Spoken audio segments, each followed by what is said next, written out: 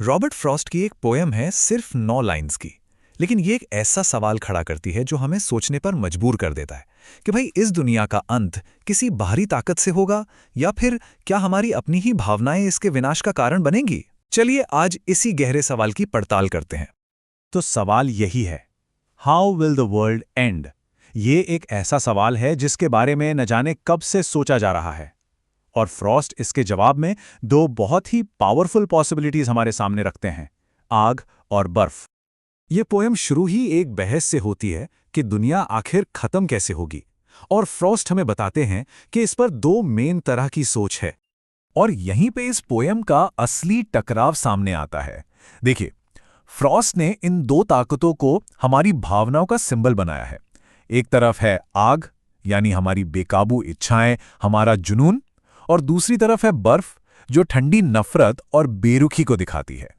तो चलिए पहले विनाश की पहली वजह को समझते हैं। आखिर इस पोएम में आग का असली मतलब है क्या?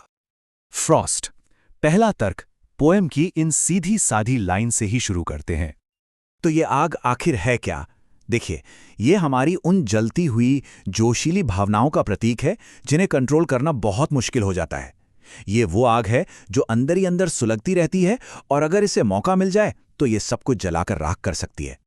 जरा सोचिए, लालच, बेकाबू एम्बिशंस, गुस्सा, ये वही विनाशकारी इच्छाएं हैं जिन्हें फ्रॉस्ट आग कह रहे हैं।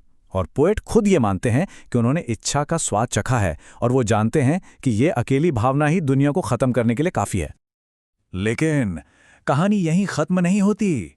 विनाश सिर्फ जलते हुए जुनून से नहीं आता। अब देखते हैं कि कैसे एक बिल्कुल उल्टी, एक ठंडी भावना भी उतनी ही खतरनाक हो सकती है। और दुनिया के अंत के लिए दूसरी थ्योरी इन सीधे से शब्दों में सामने आती है। तो ये बर्फ किस चीज का सिंबल है? ये दिखाती है हमारी उन ठंडी और विनाशकारी भावनाओं को जिनमें कोई एहसास नहीं होता, जैसे कि नफरत और बेरुखी। यहां बात हो रही है नफरत की, क्रूरता की और किसी के दुख से फर्क ना पड़ने की। ये वो ठंडी भावनाएं हैं जो धीरे धीरे हमारे रिश्तों, शांति और इंसानियत तक को जमा देती हैं।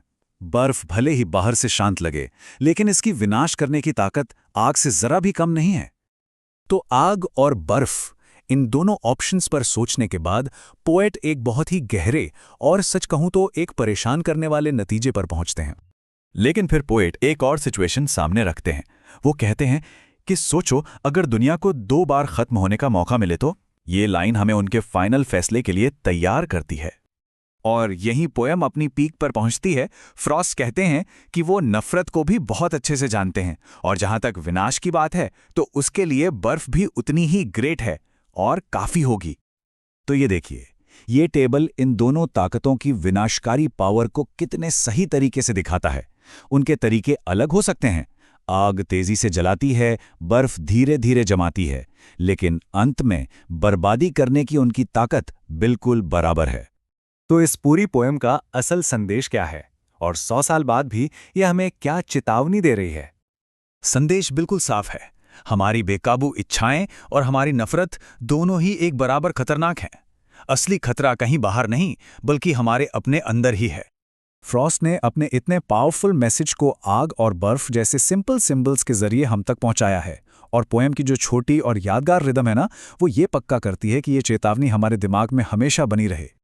तो असली चेतावनी यही है कि इस दुनिया के लिए सबसे बड़ा खतरा शायद कोई बाढ़ या भूकंप नहीं, बल्कि हमारी अपनी ही कमजोरियां हैं।